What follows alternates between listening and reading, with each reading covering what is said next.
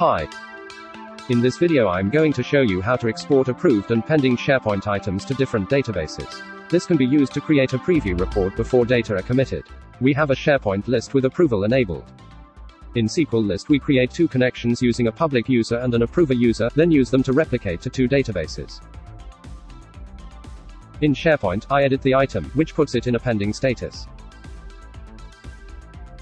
Back to SQL Server, we can see that one database received the change, the other did not.